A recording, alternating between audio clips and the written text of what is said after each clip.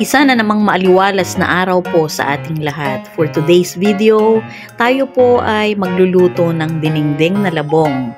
So nagprito tayo ng pork belly. Actually, ihaw lang sana pero lumabas ang maraming mga taba at nilagay ko na rin ang isdang dinorado na slice. So ayan nga guys, nung naprito ang mga isasahog ay pinakuluan ko na.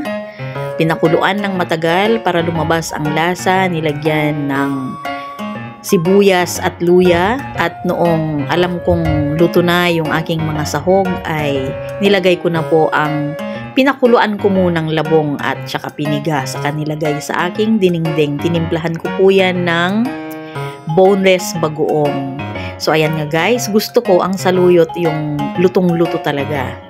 Yung talagang lalabas yung lasa niya. Kaya nilagay ko na yung saluyot at para malutong mabuti. So ayan nga guys, ihalo natin para maluto siya ng mabuti at humalo doon sa sabaw.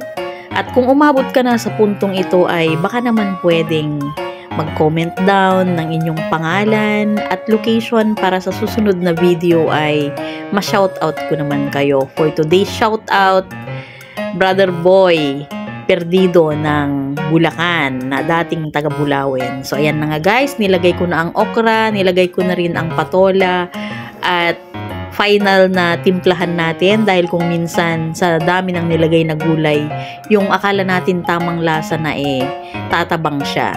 So ayan nga guys, final touch at ihalo-halo na para ma-mix ng mabuti yung lasa ng mga gulay. So ayan, napakasarap na dinengdeng guys. Naparami na naman kami ng kain. Wala munang diet dahil Sabado maraming mga trabaho. Naglinis kami sa bakuran. Kaya ito ang masustansyang pagkain. Salamat po sa panunood.